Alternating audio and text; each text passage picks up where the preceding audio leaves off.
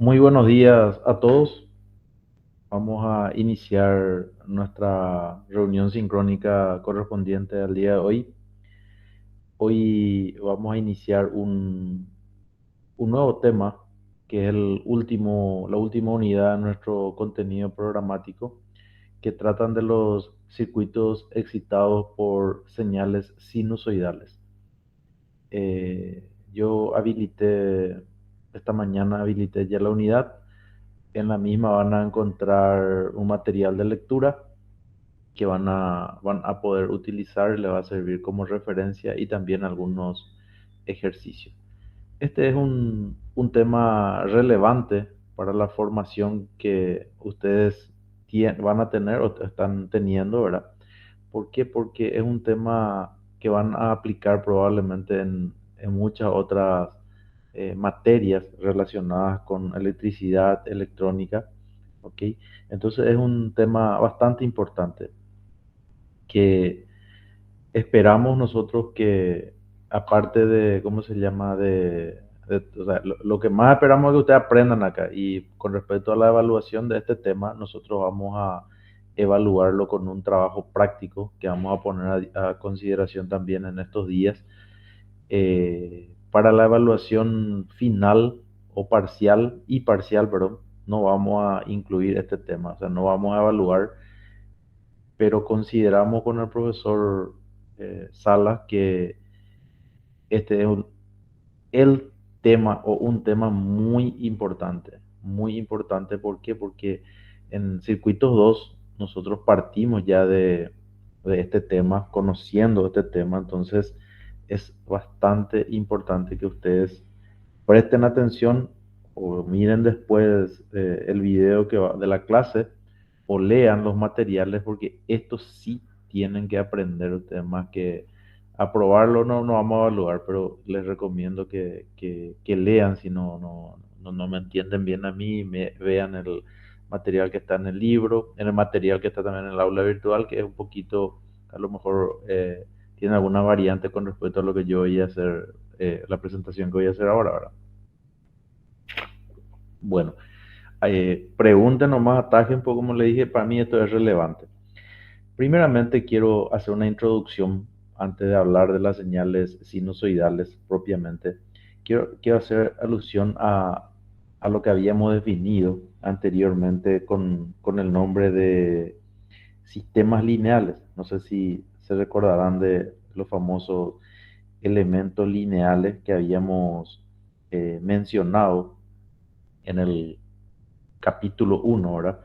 Y habíamos hablado de que un elemento es lineal si, ¿cómo se llama? Si la respuesta, si la entrada multiplicamos por una constante y la respuesta queda multiplicada por esa misma constante. Esto se puede generalizar más y no solamente en un elemento de, ¿cómo se llama? En los elementos de circuito eléctrico, inclusive muchas veces el término de lineal se lleva a otro campo, pero el concepto es más o menos lo mismo, ¿verdad? Yo acá dibujé el famoso rectángulo que es una caja, no sabemos lo que hay ya, por eso le puse sistema, ni siquiera ya puse el elemento. Una caja en la cual puede haber uno o varios elementos. Para simplificar el análisis le puse una sola entrada. Realmente pueden haber varias entradas en un sistema, ¿verdad? Yo estoy colocando una sola entrada. Para lo que es circuito sería la excitación, es lo que estamos hablando cuando hablamos de entrada. Y la salida puede ser una, como está indicada acá, o pueden ser también varias. Para simplificar nuestro análisis, yo solamente voy a indicar que tengo una respuesta o una salida. ¿Ok? Es al efecto de simplificar nuestro tema. Aterrizando esto a lo que es circuito propiamente dicho, a lo que son los circuitos, vamos a hablar de que eh, si a un circuito yo, por ejemplo, le excito, porque hablando de entrada, hablamos de excitación, con una fuente, por ejemplo, continua, ya habíamos dicho de que las respuestas normalmente estamos hablando de una corriente o un voltaje en cualquier parte del circuito. Entonces esa corriente o ese voltaje también tiene que ser continuo. Si excito con otro tipo de fuente, por poner nomás, ¿verdad? No necesariamente es así, pero vamos a suponer que la señal, ¿verdad? De excitación sea así, la respuesta a la corriente o el voltaje también tiene que tener esta misma forma. Si el sistema es lineal, en otra palabra, no se va a alterar la respuesta, porque el sistema, en este caso el circuito, va a ser lineal. Entonces, eso es lo que nosotros le habíamos llamado como elemento lineal. Después vimos lo que ya era un circuito lineal en lo que es circuitos eléctricos. Entonces, ustedes van a entender de que si ahora, por ejemplo, que es nuestro tema, voy a hacer uso de una entrada que va a ser sinusoidal, sinusoidal, la respuesta también va a ser sinusoidal, ¿ok? Sinusoidal. Eso tenemos que entender antes de arrancar. En otras palabras, yo coloco una fuente de voltaje o varias fuentes de voltaje al circuito senoidal y el resultado también tiene que ser senoidal. No se tiene que alterar la respuesta. En otras palabras, no se va a deformar. ¿Y por qué nosotros estamos saltando en el análisis de nuestro circuito de los circuitos excitados por fuentes de corriente continua, porque eran constantes las que estábamos aplicando anteriormente, a fuentes sinusoidales? ¿Por qué no usamos otra función? ¿Por qué de repente no uso esta señal así como coloqué acá o cualquier otra señal? Y porque en la práctica o en la realidad normalmente son muy frecuentes las fuentes sinusoidales. ¿Y por qué? Y porque la generación de electricidad de señales sinusoidales es lo más simple y lo más frecuente que se tiene en la práctica. De hecho, eh, yo comparto con un término que no sé si en el Kemmerly estaba expresado así, de que la naturaleza dice que tiene un carácter periódico. Lo que dice es que hay muchas cosas en la naturaleza que siguen una señal periódica, porque a veces nomás no nos damos cuenta, dice que es periódica, cuando los periodos, la T, ¿verdad? Es muy grande, entonces aparentemente no se repite, pero la naturaleza tiene un carácter periódico. Y entre todas las señales periódicas que existen, hay una que es la que estamos mencionando acá, que es la sinusoidal, es la de uso más frecuente, es la que más frecuentemente aparece. Aunque también pueden aparecer señales, por ejemplo, así como la que dibujé acá, una señal de este tipo, que si bien no es sinusoidal, hay un teorema que van a estudiar ustedes en una materia del cálculo que le llaman el teorema de Fourier, que permite, que permite expresar esta señal que dibujé acá, o este tipo de señal que si bien no es sinusoidal, como suma de senos y cosenos multiplicados por una constante. Finalmente es una combinación lineal otra vez de señales sinusoidales. Entonces, ¿qué es lo que hacemos nosotros? Y estudiamos en forma particular los circuitos excitados por señales sinusoidales. Entonces, en esta introducción, lo que estamos contando es por qué estamos estudiando justamente esta señal en particular. Y también nosotros vamos a hacer el análisis así simple. De repente no vamos a tener una, dos, tres fuentes, no que vamos a tener combinaciones lineales de señales sinusoidales. No, normalmente va a ser una señal sinusoidal así simple. Y para ello también quiero aprovechar esta parte de la introducción de mencionar todo aquello que habían ustedes, ¿cómo se llama? Estudiado cuando vieron una señal, cuando vieron, por ejemplo, una señal variable con el tiempo. Vamos a suponer que escribo esta función que está acá. No tenemos que olvidarnos de esto, de que esto es igual a por coseno de omega t por, en este caso, coseno de tita, ok, más, en este caso, menos b por, perdón, vamos a ponerle menos a, ¿verdad? A por seno de omega t por seno de tita. Entonces normalmente se suele expresar o de esta manera o se suele expresar de esta manera. No nos tiene que asustar a nosotros estas expresiones que tenemos acá, ¿de acuerdo? Entonces, eh, este coeficiente que normalmente está acá, este a por coseno de omega t, esto es, perdón, por coseno de tita, esto es muy común escribirlo así,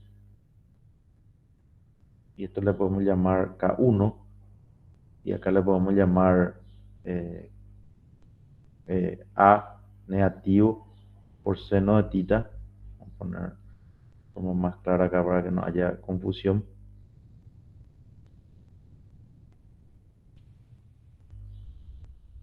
Y a esto que está acá le voy a llamar K2. Entonces la otra forma de expresar esto, por ejemplo, es así también, sin problema. Y no nos tiene que ya ahora asustar cuando tenemos o esta expresión o esta expresión. Tita en este caso es el ángulo de fase que se le suele indicar y en este caso la A mayúscula es la amplitud de esto. Ustedes estudiaron bastante esto probablemente en los cursos de admisión y también en álgebra, que creo que es una materia del primer semestre. Entonces, cuando hoy hablamos de señales sinusoidales, tengamos una apertura para entender que estamos hablando de seno o coseno. ¿Cuál es la diferencia que yo voy a tener si en vez de escribir así, escribo de esta manera? Vamos a suponer que escribo así. Si escribo de esta manera, esto está asociado también a esta. Hay una relación entre estas dos expresiones. ¿Cuáles son las relaciones? Que el ángulo de desfase tita menos alfa en valor absoluto, ¿a cuánto es igual? A 90 grados. La función seno es igual a la función coseno, solamente que está desfasado 90 grados.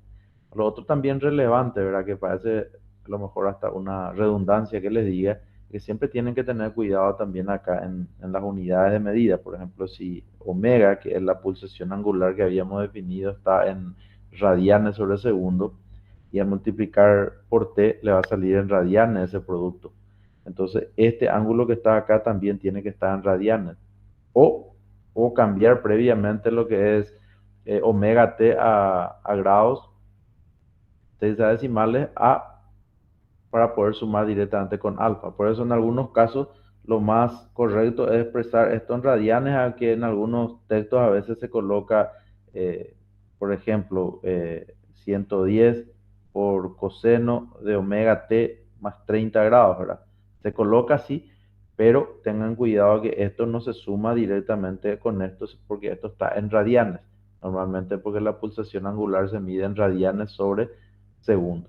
Entonces esto o se pasa esto a radianes o lo otro se convierte a grados sexagesimales. Ok, esto tiene que ver más bien con el álgebra. Entonces vamos ahora directamente, estuve preparando acá un material, acá en esta pizarrita nomás antes de la clase, que es un poquito a lo mejor, el orden no va a ser exactamente igual al que está en el material del aula virtual, pero a lo mejor les va a servir esto que está acá también. En los libros, normalmente en el Kemmerly y también en el material que está ahí en el aula virtual, normalmente se plantea, y para simplificar, les cuento, para simplificar, en vez de colocar los tres elementos, en este caso L, R, C, y no operar algebraicamente en forma muy compleja, muy complicada, entonces normalmente se suele o anular este y analizar un circuito RL o anular la L y analizar un circuito RC. Yo acá tomé los tres para que sea un poco más general la demostración. Repito, en el aula virtual estaba con dos elementos nada más. Entonces lo que quiero poner a consideración es esta señal. Esta es la señal sinusoidal, le digo, ¿verdad? Pero uso coseno. No tienen que tener ya ustedes inconveniente en entender que yo puedo usar seno o coseno, solo que uno está desfasado 90 grados, no tenemos que confundirnos o dudar en eso. Acá, si aplicamos la ley de voltaje de Kirchhoff, acá podemos escribir de que la suma, y acá también podemos corregir nosotros esto. Vamos a corregir acá esto que está acá. Vamos a ponerle que esto es para ser más categórico. Vamos a colocarle acá, sí se suele colocar acá. Así se coloca. ¿Ok? Entonces, vamos a poner de que V de T va a ser igual al voltaje en el inductor más el voltaje en el resistor más el voltaje en el capacitor. El orden no importa. Y acá escribo las relaciones, en este caso, de corriente, voltaje para cada uno de los elementos. Este acá y este acá. ¿Lo ven? Voltaje en el inductor L de I de T, voltaje en el resistor R por I, voltaje en el capacitor 1 sobre T, la integral de 0 a T I de T más BC de 0 igual a B de T. ¿Ok? Perfecto. Entonces ya tenemos la ecuación. Esta ecuación que está acá es una ecuación íntegro diferencial, que tiene una sola incógnita, ¿verdad? ¿Por qué tiene una sola incógnita? ¿Y cuál es la incógnita? Y la I. Y para anular esa integral, muchas veces solemos hacer, eso es casi común, solemos derivar esto porque no es muy fácil trabajar con esa integral. Entonces esta ecuación se convierte en una ecuación diferencial nomás ya cuando derivamos y anulamos esa integral. Diferencial. En ambas ecuaciones, el dominio o la variable de esa ecuación, ¿cuál es? El dominio es t.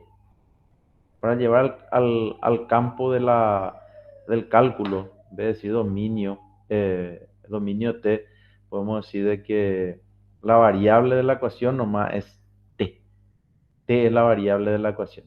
La corriente varía con el tiempo. ¿Y cómo se resuelve esta ecuación?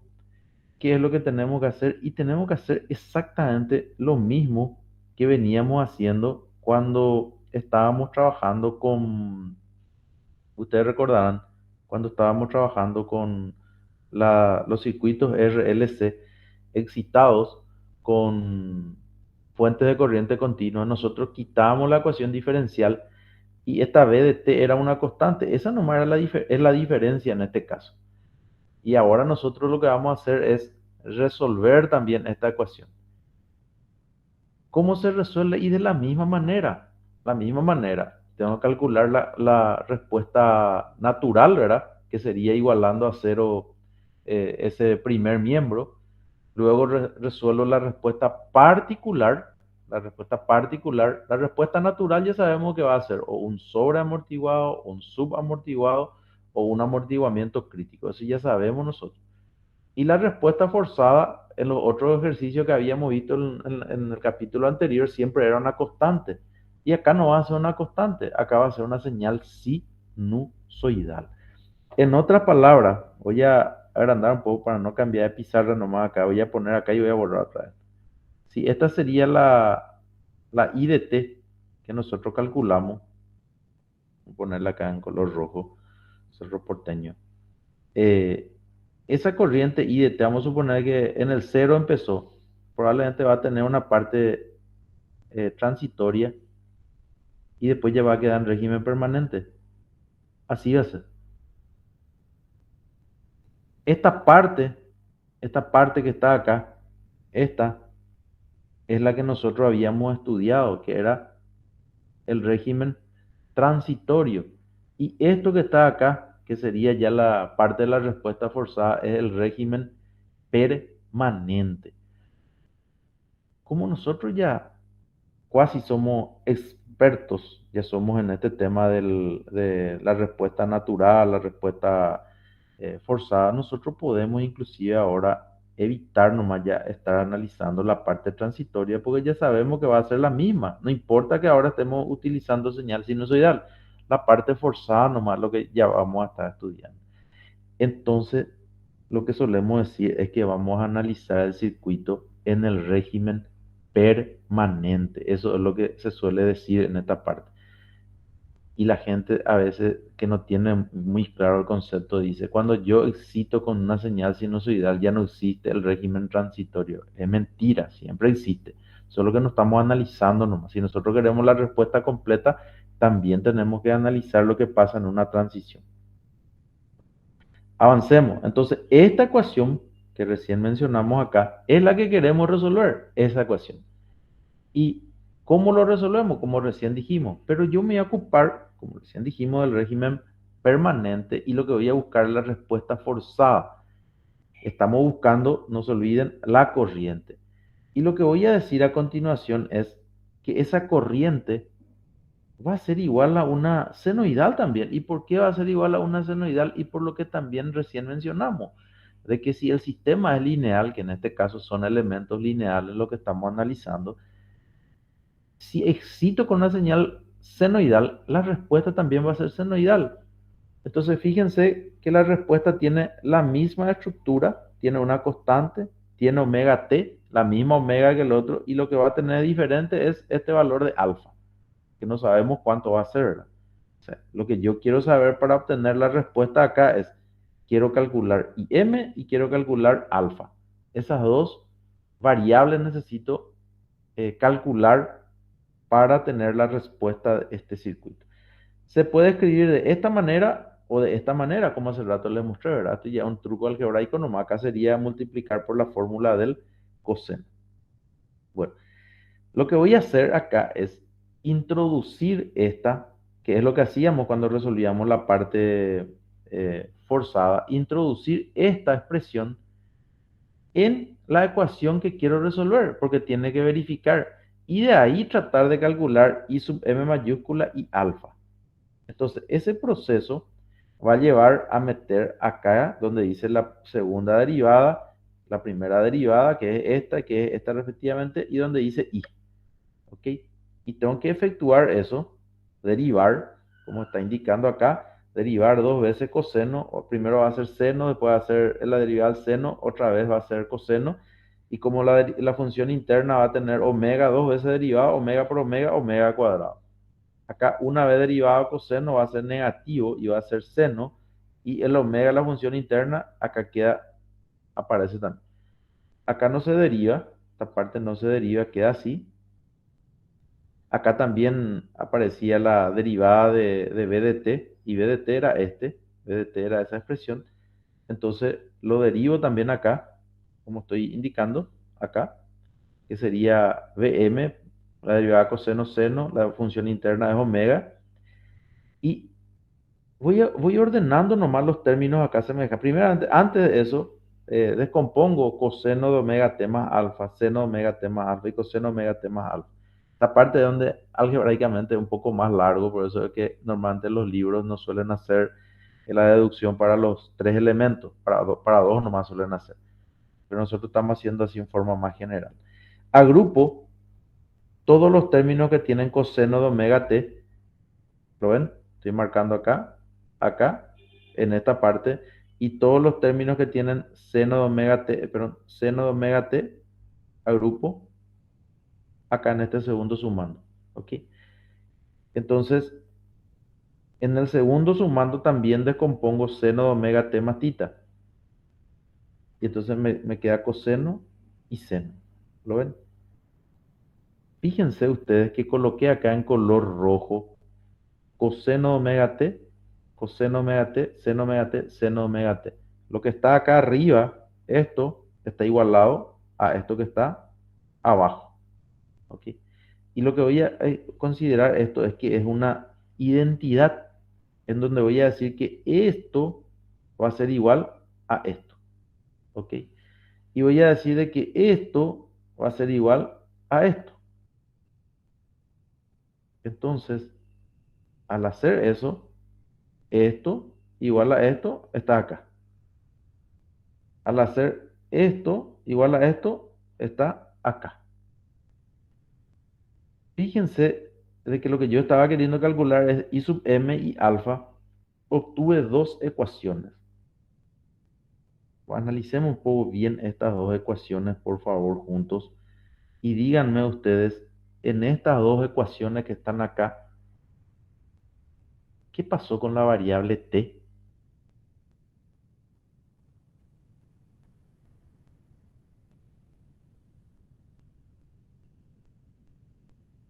desapareció. No sé si se fijan de eso. ¿Me pueden dar retorno que me escuchan, por favor?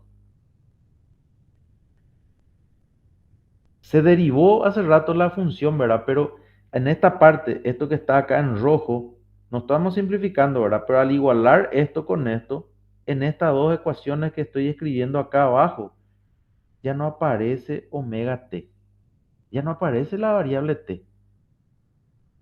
Entonces, resolver esto que está acá, este sistema de dos ecuaciones con dos incógnitas, ya no depende de t. Entonces, algunos libros dicen de que estas dos ecuaciones están en el dominio de la frecuencia. Y eso yo cuando era estudiante no entendía bien, no me explicaron qué es lo que quiere decir dominio de la frecuencia. ¿Por qué es lo que le dicen dominio de la frecuencia? ¿Dónde pues acá está la frecuencia? Sí, no entendía yo.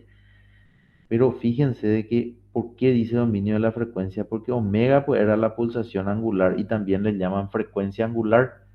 Entonces, en esta ecuación, si bien omega no es, puede ser variable también omega, pero la señal es que nosotros, por lo menos acá en circuito uno vamos a ver es que la pulsación angular es constante, ¿verdad?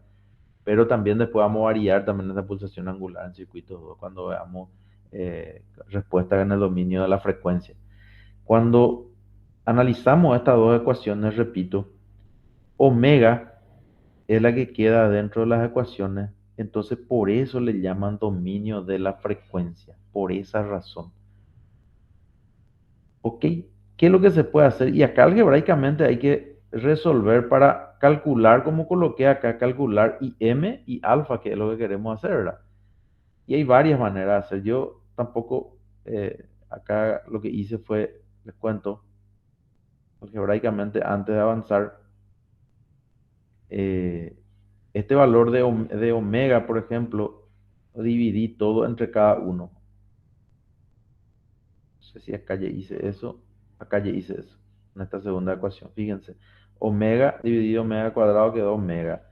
R, acá había una omega, con esta omega se fue y acá esta omega quedó con la C. Y estas dos ecuaciones sigo trabajando y acá hice un cambio de variable. A este valor que está acá, a omega por L, a este valor le llamo XL y le vamos a bautizar y le vamos a poner el nombre de reactancia inductiva a ese valor. A 1 sobre omega C, que está acá y aparece también acá, le voy a llamar reactancia capacitiva para este circuito en particular. Yo hice ese cambio de variable para que las expresiones sean un poco más simples. Entonces reemplacé acá XL, acá reemplacé XC y traté de resolver esta ecuación. Esta sería la que está quedando acá. Esto que está acá, XL menos XC. Acá LB al cuadrado. LB al cuadrado. La primera ecuación es esta y la segunda ecuación es esta. Y dividí todo entre IM ambas ecuaciones. Al hacer eso veo de que al sumar estas dos cantidades, seno cuadrado más coseno cuadrado de 1 va a quedar r cuadrado. Y al sumar estas dos cantidades, coseno más seno va a dar x cuadrado. Entonces, de esa manera voy a tener que al sumar, estos se van a cancelar. ¿De acuerdo? Entonces voy a tener en el primer miembro x cuadrado más r al cuadrado. Entonces, si yo despejo de ahí después im de esa ecuación, como está indicado acá, esto es lo que queda, y despejo im, ya puedo calcular ese valor de im que hace rato estaba queriendo hacerlo. Acá reemplazo otra vez, xl era omega L y xc es igual a 1 sobre omega C. Entonces, perfectamente nosotros pudimos calcular el valor de IM. ¿Cómo calculamos? ¿Qué nos falta después? Nos falta calcular el valor este que dijimos que era la otra incógnita, que era alfa. El valor de alfa también se puede calcular. Tengo ya IM, puedo calcular el valor de alfa que verifica esta ecuación, y con eso ya tengo la respuesta. Pero antes de avanzar, también voy a hacer acá una definición. A esta cantidad que está acá, también le vamos a bautizar, le vamos a poner el nombre de impedancia. Impedancia. A R cuadrado más omega L menos 1 sobre omega C al cuadrado, todo eso elevado a la U medio, le vamos a llamar impedancia. Esta impedancia, eh, realmente después le vamos a ver, vamos a encontrarle otra explicación inclusive a esto, pero todavía no quiero entrar en eso. Ahora vamos a ver, así nomás le vamos a llamar, al módulo ese le vamos a llamar impedancia. Entonces acá también, para ser un poco más general todavía, le vamos a llamar así. Acá todavía no tenemos nosotros herramientas para mostrar, pero dentro de un momento sí ya vamos a tener la impedancia. Acá era el módulo, se puede asociar a un número complejo compuesto por una parte real, que va a ser la resistencia, y por una parte imaginaria, que le vamos a llamar la reactancia. No estamos haciendo la deducción de eso en el siguiente apartado, sí vamos a ver por qué se le puede asociar a un número complejo y cuál es la ventaja de asociarlo con un número complejo. El inverso de esa cantidad de la impedancia la vamos a llamar nosotros eh, admitancia. Y la admitancia es también un número complejo que está compuesto por una parte real, que la parte real le llamamos conductancia, y a la parte imaginaria o compleja de ese número complejo le vamos a llamar susceptancia. ¿Ok? Entonces, acá también lo importante es, después todavía no definimos fasores. Cuando definimos fasores, le voy a mostrar una cosa, que la impedancia, pero ya voy a adelantar por lo menos para que se les quede. La impedancia y ¿cómo se llama? La admitancia no son fasores, a tener en cuenta, ¿no? Ahora todavía no sabemos lo que es fasores, por lo menos guarden eso que le dije ahí. Ok, imagínense entonces todos los circuitos que nosotros tengamos excitados con señales sinusoidales. Yo puedo hacer todo este trabajo algebraico y poder resolverlo. Pero a alguien se le prendió la lamparita y dijo, "¿Pero ¿para qué vamos a trabajar tanto si prácticamente todas las ecuaciones van a tener el mismo tratamiento y todo voy a achicar para que se pueda ver? Todo esto que está marcado desde acá, prácticamente desde acá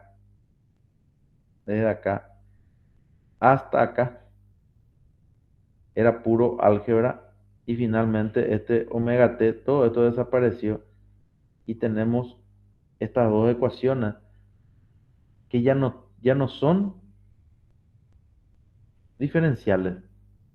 Esas dos ecuaciones ya son ecuaciones algebraicas directamente. Entonces al que se le prendió la lamparita dijo, voy a omitir todo esto para evitar la fatiga, simplificar el problema, y voy a tratar de sistematizar el análisis para evitar hacer todo esto siempre, porque esto siempre va a ser lo mismo, para escribir directamente estas dos ecuaciones. ¿Ok? Y de ahí es donde nace la necesidad de definir un operador que le vamos a llamar nosotros fasor, y vamos a usar lo que en ingeniería o en matemáticas se suele utilizar. Vamos a utilizar lo que le llamamos la transformación fasorial, y esa transformación fasorial lo que hace es simplificar el análisis del problema, sistematizar, ¿entiende? Realmente es una transformación la que vamos a hacer. Acá solamente indiqué, antes de avanzar, solamente indiqué que también se puede calcular de varias maneras el valor de alfa. Nosotros no vamos a darle mucha importancia ahora, por lo menos a eso. Bueno, para poder entender el tema de los fasores, a mí me gusta mucho el Kemmerly, cómo presenta esto. Y el Kemmerly utiliza la señal de excitación exponencial. ¿Y por qué utiliza la señal de excitación exponencial? Porque había una relación que ustedes en cálculo probablemente ¿cómo se llama? Ya lo utilizaron, que era coseno de j por tita es igual perdón, e a la j tita es igual a coseno coseno de tita más j seno de tita, que es la famosa relación o identidad de Euler que nosotros le llamamos. ¿Ok? Entonces, eh, fíjense de que la función exponencial es una suma de senos y cosenos también. ¿Lo ven? No, eso primero tenemos que ver. O sea, finalmente la señal de excitación exponencial, a la pucha, finalmente es una suma de seno y coseno, solamente de que acá yo tengo una j que es la unidad imaginaria. O sea, es un número complejo realmente esta excitación. A diferencia de esta, que es un número real. Entonces, antes de avanzar, yo le quiero indicar ya el truco que vamos a utilizar. ¿Se acuerdan el- lo primero que hoy mostré? El sistema, la entrada y la salida. Si yo le excito con una señal real a este sistema lineal, ¿qué resultado voy a tener? Una señal real del mismo tipo también. Y si le excito con una señal imaginaria, ¿qué tipo de señal voy a tener de respuesta? También una señal imaginaria. Entonces, la respuesta real, si ahora excito con la suma de una parte real y una parte imaginaria, va a tener una parte real y una parte imaginaria. La parte real va a ser debida a la excitación real y la parte imaginaria debida a la excitación imaginaria. Entonces, nosotros básicamente vamos a excitar nuestro circuito ahora con dos, dos números, uno real y uno imaginario. ¿Cuál es el que a nosotros nos interesa? El real. No existe la corriente imaginaria. Esto es una transformación nomás. Eso también es interesante, importante. Yo le iba contando mi experiencia cuando era estudiante. Pensaba que existía la corriente imaginaria, ¿verdad? Matemáticamente, pero en el laboratorio no va a encontrar la corriente ni el voltaje imaginario. Lo que se hace es este truco nomás. Entonces también eh, esa J finalmente es una constante. Si el sistema es lineal, yo le puedo sacar nomás también la J, porque ahí veces la gente dice, pero ¿y si tenés, en vez de tener coseno, estás teniendo seno, te dicen algunos? Si tenés seno, entonces es tener la parte imaginaria. Y sí, lo que está colocando, le está colocando es una J al seno. Entonces la parte imaginaria y después a tu respuesta le vas a sacar nomás otra vez la J y no va a alterar el resultado, ¿verdad? Porque el sistema es lineal. Por eso empezamos con el tema de la linealidad. ¿Y por qué se utiliza esta señal exponencial? Y porque vuelvo a mostrar otra vez esto que no entramos en detalle, que yo le dije, esta parte por lo que era engorroso, esta parte de derivar, suma de senos y cosenos. O sea, la forma trigonométrica es un poco más argel. Sin embargo, esta forma exponencial es un poquito más fácil de derivar. Pero antes de escribir las ecuaciones, voy a definir lo que nosotros le vamos a llamar el fasor correspondiente a esta señal de excitación exponencial. ¿Ok? Esta señal de excitación exponencial tiene asociado un término que nosotros le vamos a llamar, ¿cómo se dice? Fasor. Voy a corregir un poco acá. Esto me parece que esto está mal. Acá tiene que ser X. Es relevante, ¿verdad? Por lo que vemos, pero ahí está. Bueno, repitiendo otra vez. Vamos a asociar a esta señal que está acá, le vamos a asociar un, un operador que le vamos a llamar fasor. Y el fasor correspondiente a esta señal de excitación exponencial va a ser Vm por E a la j tita. ¿Y por qué? ¿Cómo puedo sacar esto? Porque fíjense que matemáticamente yo puedo de acá escribir también así. Esto es Vm por E a la j tita por E a la j omega omega t. Entonces, a esta partecita de la señal de excitación, yo le voy a llamar V, ¿ok? Entonces, V de t, así como estamos escribiendo, V de t, esta V de t, también se puede escribir así, como su fasor por E a la J omega t, ¿ok? Y esto coloca así un poquito más, con más relieve, ese es el fasor, ¿ok? Fíjense de que este fasor ya no depende del tiempo. El fasor no depende del tiempo. Para convertir en la excitación original, le agrego esto. ¿Se entiende? Entonces, hay gente que suele decir que el fasor, voy a tratar de mostrar un poco acá eso, a ver si me permite acá, que el fasor se puede asociar, por ejemplo, fíjense que lo que recién escribimos era que V de t era igual a Vm por E a la J tita por E a la J omega t, que era así, era. Originalmente era así. Entonces algunos libros dicen, el fasor es un, no, es un, cumple casi con las mismas características de lo que es un vector, ¿verdad? Pero este fasor tiene algunas particularidades que el vector muchas veces no tiene, que el vector no antes no gira. Y como este fasor está asociado a este valor que está acá, E a la J omega t, entonces este fasor se puede considerar como un vector que está girando, que está girando. ¿A qué velocidad? A la velocidad de omega. Y este fasor sería como sacarle la foto a esta expresión para t igual a cero. Porque para t igual a cero, omega t desaparece. ¿Se entiende?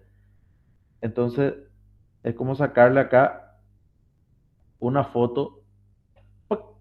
En t igual a cero. Y esta es la representación gráfica de ese fasor.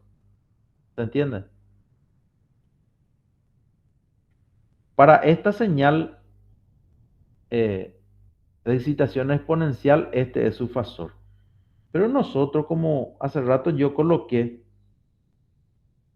en en la señal que estábamos analizando, nosotros solamente tenemos una parte de ese número complejo, o la parte real o la parte imaginaria, si es seno.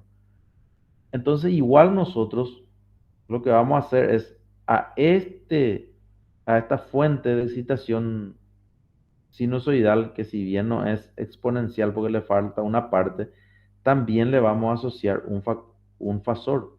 Y el fasor que le vamos a asociar a este elemento va a ser el mismo. Otros libros también, en vez de utilizar así, yo utilizo mucho así, utiliza así. No está mal eso. Acá también. Eh, VM y le colocan un angulito, tita. ¿Ok? Este y esto es lo que nosotros le llamamos fasor. ¿Y qué es lo que vamos a hacer con este fasor? Y vamos a trabajar con los fasores en vez de... ¿Por qué? Porque en esa ecuación que hace rato estaba en color rojo, acá, que yo puse en color rojo que le mostré, en esta parte desaparece la variable t. Y prácticamente lo que queda después podemos utilizar esta herramienta que estoy mostrando acá para poder simplificar matemáticamente esa operación. Bueno, avancemos entonces, ya sabemos, acá definimos lo que es el fasor asociado a a esta señal de excitación, en este caso exponencial. Voy a, ¿cómo se llama? Aplicar esta señal de excitación exponencial al mismo circuito. ¿Qué va a cambiar? Y no va a cambiar prácticamente nada. O sea, esto es lo mismo, la ecuación esta que está acá, que es la ecuación de Kirchhoff de voltaje, la suma de los voltajes de los tres elementos igual al voltaje de la fuente. escrito en función de la corriente sería así, si derivo de la misma manera, y esta es la ecuación diferencial que está en el dominio del tiempo. Esto es lo que nosotros hace rato resolvimos. Y hace rato yo dije que si la excitación era un coseno, la respuesta también iba a ser un seno. Calculamos inclusive. Como ahora está en forma exponencial, yo voy a decir de que mi respuesta también va a ser una exponencial. Y le voy a llamar también IM e a la J omega T más alfa, que es como está indicado acá. ¿Ok? Y el fasor asociado a esta, ¿cómo se llama? A esta corriente, el fasor asociado a esta corriente, que es este, es IM mayúscula por esto que está acá. Esto sería el fasor asociado a esa corriente exponencial. ¿Ok? Entonces, este fasor es lo que yo estoy queriendo en este caso calcular. El fasor está asociado siempre a este elemento, ¿verdad? Pero el fasor no depende del tiempo. ¿Ven? Acá no depende del tiempo. Si yo llevo esto acá y derivo dos veces esto, pero así como estaba esta función así enterita, esta es la que tengo que meter acá en esa ecuación. Fíjense que al derivar e a la x, que es otra vez e a la x por la derivada de la función interna, que en este caso va a ser el exponente, va a ser j omega, porque j es constante y omega es constante, la que le multiplica a la t. Como derivo dos veces, aparece j al cuadrado por omega al cuadrado, pero j al cuadrado es igual a menos 1, no se olviden de eso, la unidad imaginaria. En el segundo sumando se deriva una vez, aparece j omega por e a la j omega t más alfa. El tercer sumando no se deriva. ¿Ok? Acá me faltó, creo que se borró acá una c. Ok, voy a poner acá en color negro como corresponde. Creo que acá era una c. Y en el segundo miembro tengo que derivar también porque es derivada de bt. Entonces al derivar aparece j omega también la derivada de la función interna. Y acá a grupo donde aparece e a la j omega t, quito factor común y fíjense lo que queda. Queda una ecuación. Hace rato tenía lo que escribía en rojo, era coseno de omega t y seno de omega t. Y ahora tengo esto que está acá. Y esto yo puedo simplificar como está indicado ahí, tachado con color amarillo. Al tachar eso en color lo que está en rojo, la ecuación, en la ecuación desaparece el dominio del tiempo también. Entonces, esta ecuación, si considero que esto yo le bauticé a esto como el fasor corriente y a esto que queda acá le bauticé como el fasor voltaje antes, entonces puedo reemplazar eso para que sea una ecuación un poco más simple. Este es el fasor corriente y este es el fasor voltaje. Y veo de que la ecuación de este circuito que estaba escrito inicialmente como unas derivadas en el dominio del tiempo, se convierte en una ecuación algebraica en el dominio de la frecuencia. Entonces, ahí es donde el que se le prendió la lamparita dijo, bueno, entonces yo voy a hacer toda una estructura para analizar los problemas de los circuitos excitados por señales sinusoidales utilizando estos fasores y me voy a evitar estar haciendo todo lo que estaba acá antes. Y voy a trabajar con, ¿cómo se llama? Con ecuaciones algebraicas, pero complejas. Complejas porque estamos utilizando números com- complejos. ¿Ok?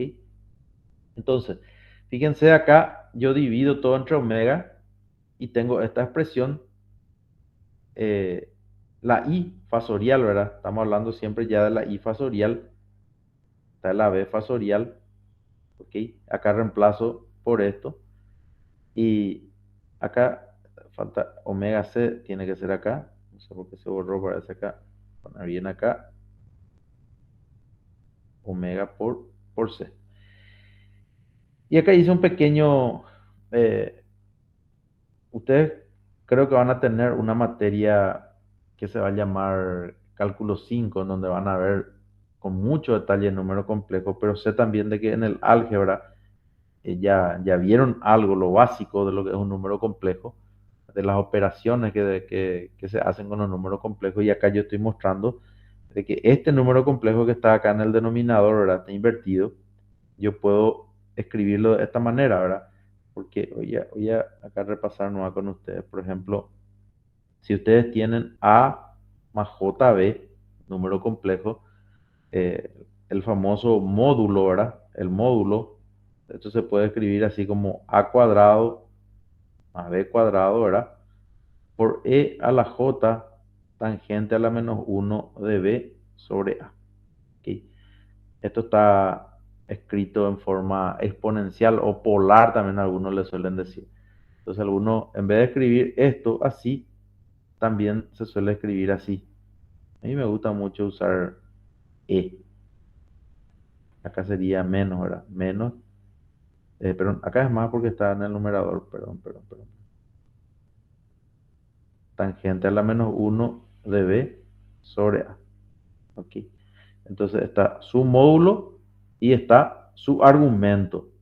En otras palabras, este número complejo, si considero de que A y B son números positivos, lo que estoy diciendo es, si esto es A y esto es B, esto sería el ángulo, este sería el ángulo asociado, o le llaman también argumento, y esto que está acá sería A cuadrado más B cuadrado, que sería el, el módulo número complejo. Si esto le llamamos Z, entonces esto sería el módulo de ese número Z. Álgebra de números complejos. Esto se utiliza mucho. Entonces lo que yo estoy mostrando acá es que esto invertido así se puede escribir como su módulo por E a la J tangente a la menos uno del argumento, que sería la parte imaginaria dividido la parte real. Esto yo algebraicamente puedo llevar en el numerador, entonces entra con este signo negativo ahí arriba, porque lo llevé en el numerador, y esto quedó acá abajo. Fíjense de que al llevar esta expresión acá, al reemplazar acá en esta parte, por esta expresión, al reemplazar ahí, tengo finalmente en forma más ordenada esto. Y esto era lo mismo que hace rato yo calculé cuando hice en forma trigonométrica. El mismo resultado. ¿Ok? Y esto que está acá, finalmente, ¿se acuerdan de que alfa hace rato yo no calculé porque era un poco más complejo? Este valor que está acá, todo este valor que está acá, esto que está acá es alfa. Todo ese valor que está acá es alfa, por identidad, ¿lo ven? ¿Entienden? Entonces, ya tengo perfectamente la respuesta directamente resolviendo esto que está acá. Esta ecuación, que ya es una ecuación algebraica, ya no tiene derivadas. Pero para eso yo tengo que ir formando el número complejo. Y a esta cantidad que tenemos acá, también nosotros le llamamos impedancia, ¿verdad? Esto que está acá, a esto que está acá, le llamamos impedancia. Y fíjense que acá, no lo puse, ¿verdad? Pero acá aparece ese número complejo que yo les dije hace rato, que todavía no podía mostrarle cuando estábamos hablando de utilizando la forma trigonométrica. Fíjense, R más J omega L menos 1 omega C. Este es el número complejo impedancia. Y el módulo de la impedancia es igual a la raíz cuadrada de R cuadrado L omega cuadrado.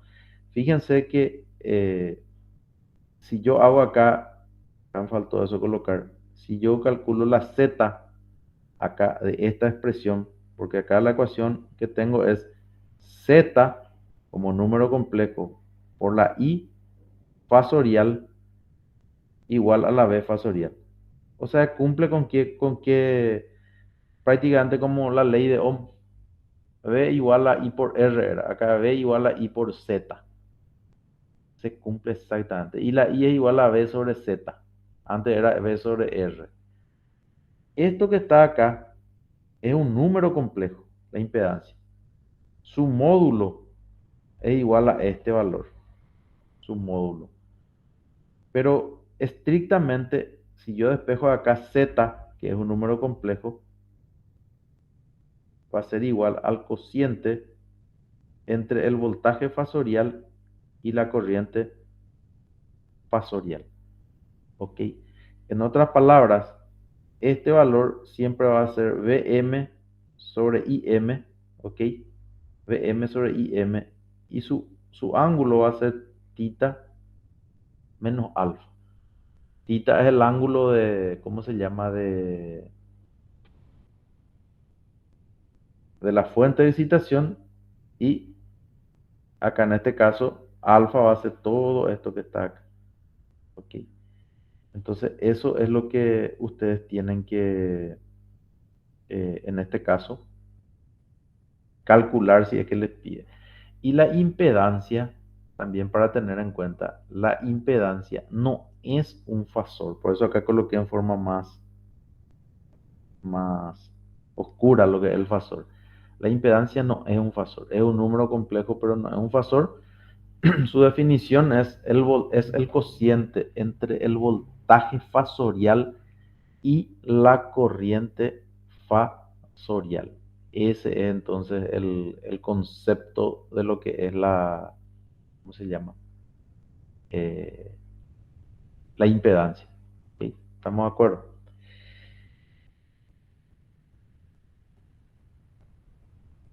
Alfa entonces es igual a tita menos esta expresión, y esto es Im. ¿Ok? Nosotros ahora vamos a escribir las ecuaciones, pero antes de hacer en el dominio ya la frecuencia, vamos a ver un poco las relaciones fasoriales y vamos a hacer uso de esta relación, de esto que recién vimos. Vamos a ver qué pasa en el dominio de la frecuencia si yo tengo la resistencia,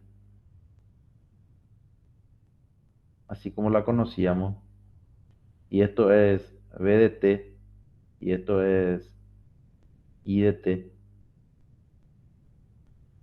y esta es la resistencia. En el dominio de la frecuencia, del tiempo, nosotros sabemos de que V de t es igual a R por I de t. ¿Ok? Vamos a suponer de que nuestra excitación, para simplificar nomás, que nuestra V de t en todos los casos va a ser Vm coseno de omega t más tita. ¿Ok?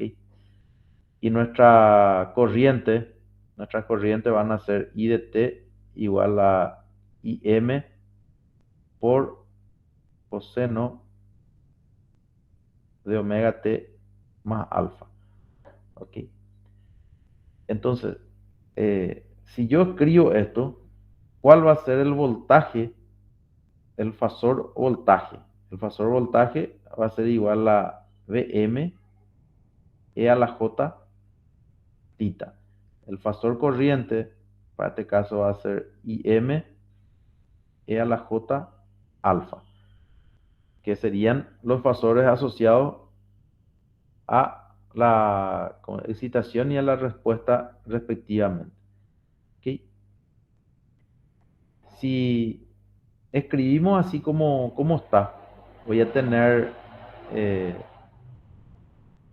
que v de t, que es igual a Vm por coseno de omega t más tita, ¿ok? Va a ser igual a R por Im por coseno de omega t más alfa, ¿ok? El truco que nosotros hacemos es que le vamos a, ¿cómo se llama? Vamos a asociar a cada uno de ellos a la fuente de excitación exponencial. En otras palabras, vamos a hacer esto. La parte, así vamos a hacer. La parte real de, que sería E Vm por E a la J omega T más tita. Porque es la parte real y porque la parte real de esta excitación es igual a Vm coseno de omega T más tita. ¿Ok? Y acá vamos a poner la parte real de R por Im por coseno, perdón, así es real. Im E a la J omega T más alfa. De nada va a alterar si yo directamente escribo así. Ya no le coloco ahí la parte real.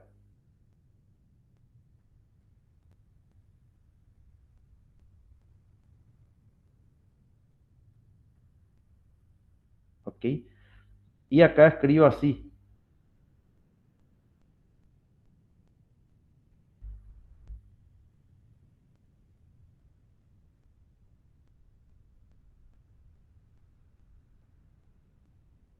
Y esto voy a escribir para que vayan mirando ustedes. E a la J omega T. Que es lo que simplificamos acá. Y nos queda finalmente esto que está acá, que nosotros le llamamos fasor. Acá está. Fasor B.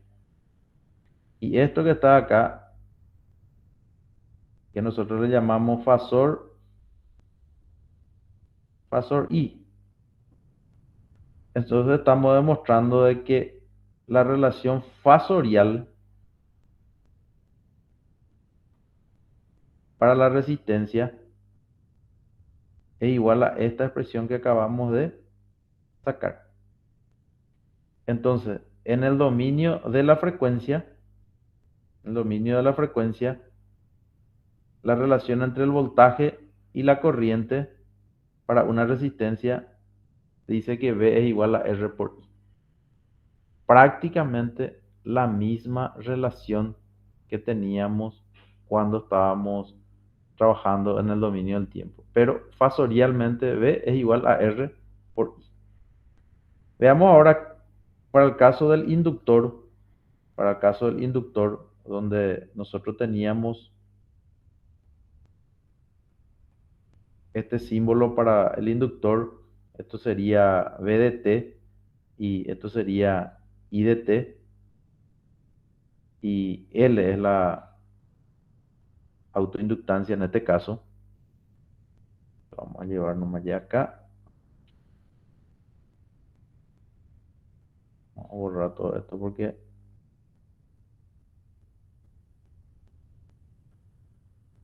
ya vamos a necesitar más espacio. ¿Ok? Bueno.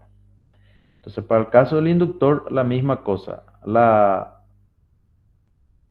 excitación, que era Vm por coseno de omega t más tita, nosotros vamos a asociar a qué cosa? A la parte real de, en este caso,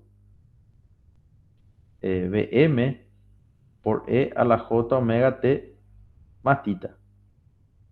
¿Ok? Y finalmente vamos a considerar esta señal de excitación. ¿Ok? Y para el caso de la corriente, nosotros vamos a decir de que la corriente va a ser igual a coseno de omega t más alfa y vamos a tomar su parte real para la consideración. ¿Ok? Y acá vamos a considerar este. Así. Y acá, para escribir un poco, sería así. Y esto que está acá va a ser igual al fasor voltaje. La misma cosa acá. Vamos a hacer Im E a la J alfa por E a la J omega T. Esto que está acá es lo que nosotros le vamos a llamar como fasor corriente para el inductor. Bueno, porque vamos a necesitar más espacio para poder entender. Vamos a mirar un poco si yo escribo la relación en el dominio del tiempo, V de t era igual a L de I de t con respecto al tiempo. Como V de t, en este caso es Vm por E a la J omega t más tita, va a ser igual a L por la derivada, en este caso de I. Y esta es la I. Y la derivada de I va a ser Im por J omega por la derivada de la función interna de J omega. Omega t más alfa, perdón, alfa y alfa, más alfa. Ok, esta ecuación, si escribo de esta manera, E a la J tita y acá E a la J omega t, J omega por L por Im, E a la J omega t. Fíjense de que acá esto es lo que nosotros también estamos omitiendo cuando hacemos la transformación fasorial. Y a este valor que está acá, a omega L, es que nosotros le llamamos XL, que le llamamos la reactancia inductiva. Entonces vemos que esto es el fasor B y que esto, acá me faltó algo, ¿eh? Y M es a la J alfa. Esto que está acá es igual al fasor I. Entonces el fasor voltaje es igual al fasor a J omega L por el fasor corriente. ¿Ok? Vamos a ver para limpiar esto. Y esto vamos a llevar acá. Bueno, le voy a mostrar también esto que forma parte del álgebra de los números complejos. La unidad imaginaria, la J, yo uso J, es un número imaginario que no tiene parte real. Es un número complejo que no tiene parte real. ¿Se acuerdan de que era A más JB? Si A es igual a 0 y B es igual a 1, entonces este es el número complejo J. ¿Cuánto es el ángulo del número complejo J? 90 grados. Es por eso que muchas veces J en algunos libros le colocan así.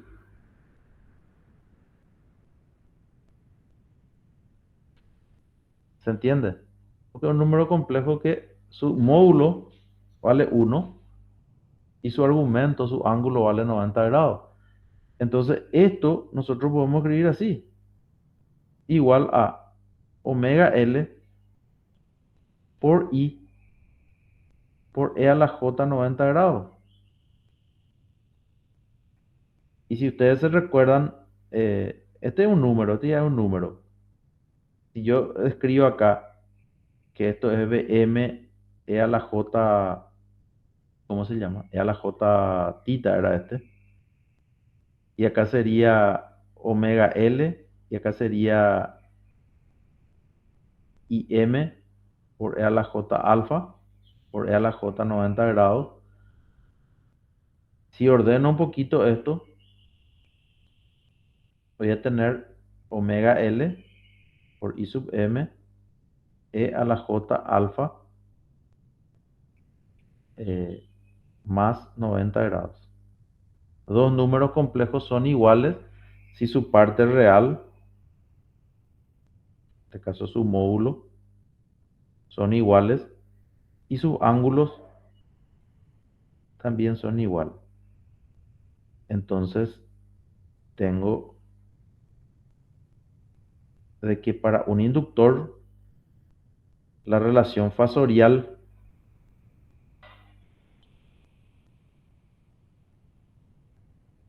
va a ser V igual a omega L por I. Y la corriente va a estar 90 grados atrasado con respecto a el voltaje. ¿Qué quiere decir eso? Que si yo grafico fasorialmente, por ejemplo, el voltaje, vamos a suponer que este es el gráfico fasorial del voltaje.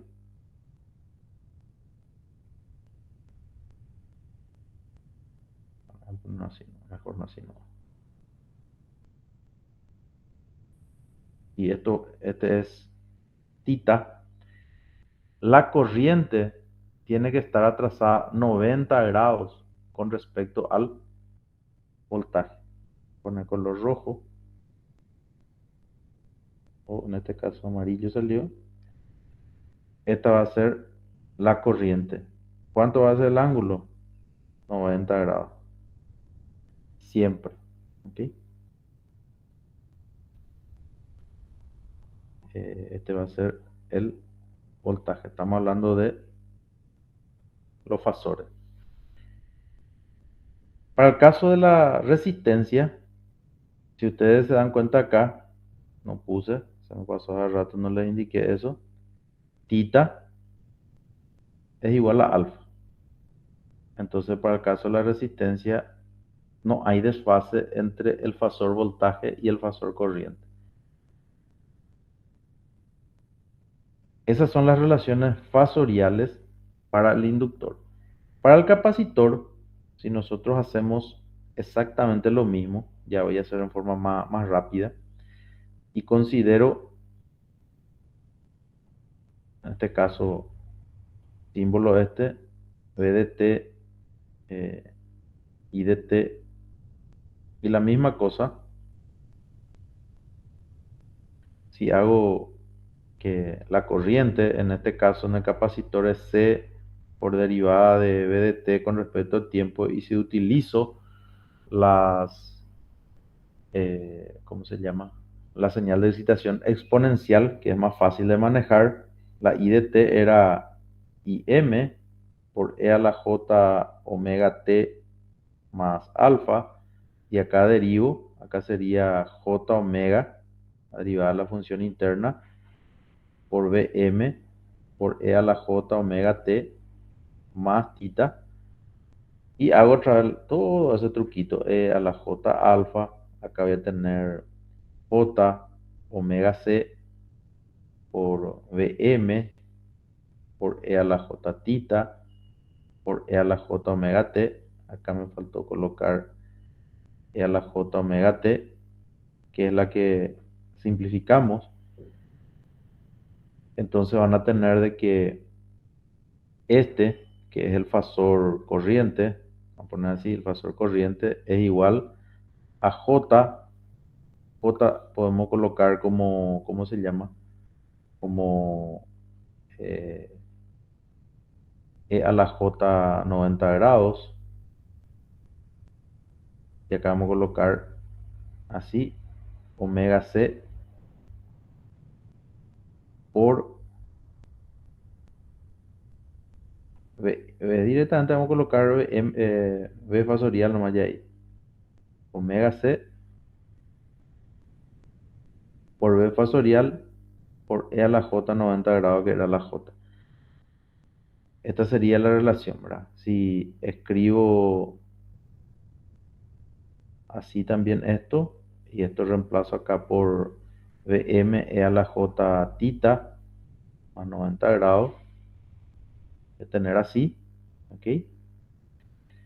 Entonces, y acá escribo también otra vez IM por E a la J alfa. Voy a tener de que IM va a ser igual a omega C por Vm.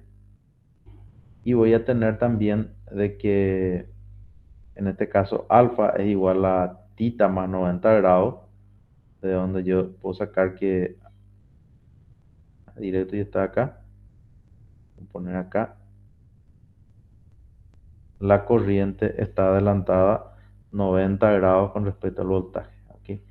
Si a esta cantidad yo escribo de otra manera esta expresión, voy a cambiar acá, escribo esta ecuación, también se puede escribir de que V fasorial va a ser igual a eh,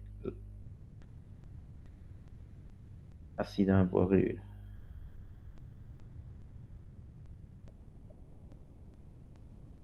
J omega C por I fasorial, y en vez de colocar la I en el denominador, se suele colocar también así esto.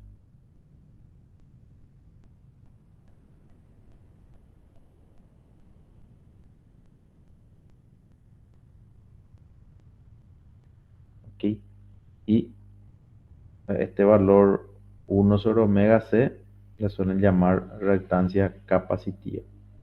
Entonces en algunos libros van a encontrar así: JXC por I. Y esta sería la relación fasorial para el caso del capacitor.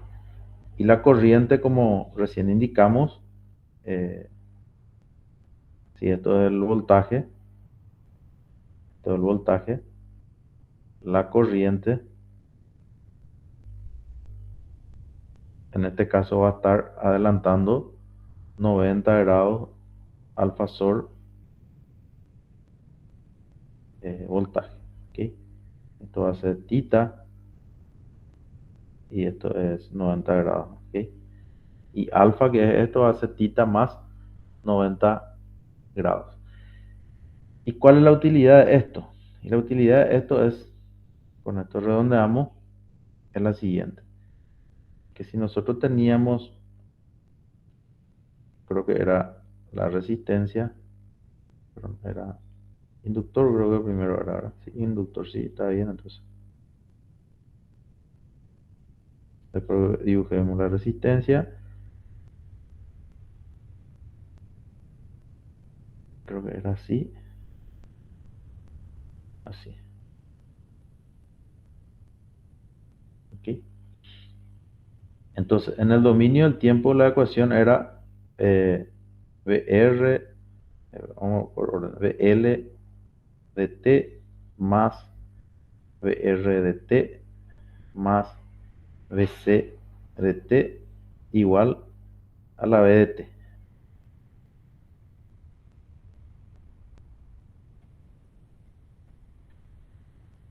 Y mostramos cómo se podía resolver. Y en el dominio de la frecuencia, el voltaje fasorial del inductor va a ser igual a J XL por la corriente fasorial. Que en este caso esa corriente fasorial es la misma para el inductor, para el resistor, es la misma corriente. El voltaje en el resistor va a ser igual a la R por la corriente en el resistor. El voltaje en el capacitor recién vimos de que va a ser igual a menos JXC por la corriente en el capacitor fasorial, igual al voltaje fasorial de la fuente. Entonces fíjense que esta ecuación tiene su ventaja porque, porque estamos escribiendo una ecuación, en este caso algebraica, y no una ecuación diferencial. Estamos haciendo lo que le llamamos la transformación fasorial. Entonces este es el dominio T,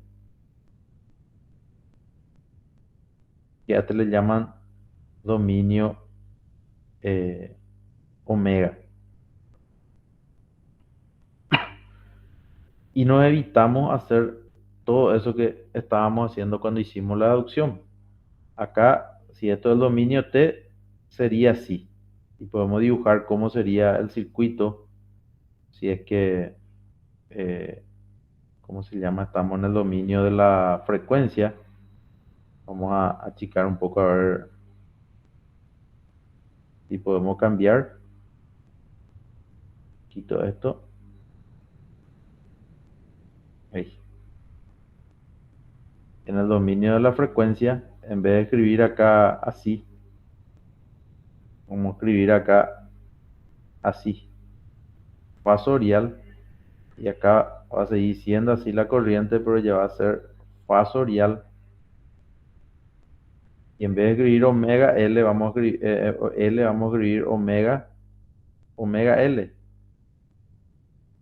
J omega L. La R mantiene la R y en vez de escribir XC, vamos a escribir menos J1 sobre omega C.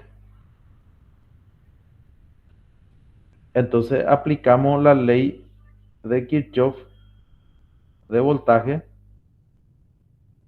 en el dominio fasorial, que sería V igual a J omega L por I más R por I, todo fasorial ya, más, menos en este caso, menos J1 sobre omega C por I, que es la ecuación que recién teníamos luego. Pero lo que estoy tratando de mostrar es por qué es conveniente este truco de transformar todo en el dominio de la frecuencia, porque la ecuación es una ecuación directamente algebraica, pero con números complejos.